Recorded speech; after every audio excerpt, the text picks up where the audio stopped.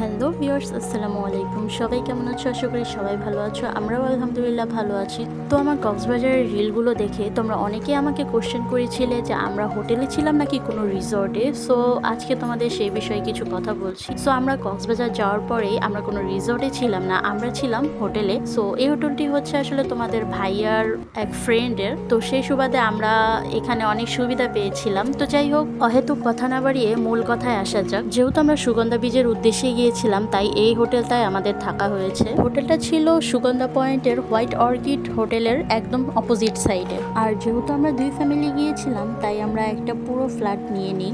আর এই ফ্ল্যাটে ছিল দুইটা বেডরুম, একটা বেলকনি অ্যান্ড ড্রয়িং রুম তো অবশ্যই। সো পুরো রুমটাই তোমাদেরকে ট্যুর করে দেখাচ্ছিলাম। আর ফ্ল্যাটের ভেতর এন্টার করার শুরুতেই ড্রয়িং রুমে ছিল একটা বিগ সাইজের বেড। সো এখানে তোমরা তিনটা ফ্যামিলি আসলেও খুব সুন্দরভাবে স্টে করতে পারবে। আর এটা ছিল আমার বেডরুম, আমি মাস্টার বেডরুমটা নিয়েছিলাম।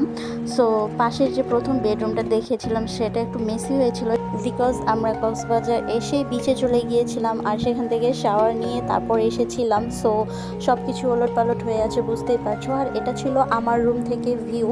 সো আমার রুমের সাথে বারান্দা ছিল, তো পুরো ফ্ল্যাটে একটাই বারান্দা ছিল। দেন আমার রুম থেকে মেন রোডটা খুব ক্লিয়ারলি দেখা যায়। তো আমরা যেহেতু বৃষ্টি বৃষ্টি ওয়েদারে এসেছিলাম, সো 4 দিনের মধ্যে 2 দিন আমরা বৃষ্টি পেয়েছি। আর আমরা উইদাউট কিচেন ফ্ল্যাটটা নেই, কেননা যেহেতু 4 দিনের ছুটিতে যাচ্ছি, সো ওখানে গিয়ে আবার রান্না করার ঝামেলাটা নিতে চাইনি। তো এছাড়াও যদি তোমরা হোটেল সম্পর্কে আর কোনো ইনফরমেশন চাও তাহলে আমাকে জানাতে পারো। তো আজকের মতো এখানেই শেষ করছি। আল্লাহ হাফেজ।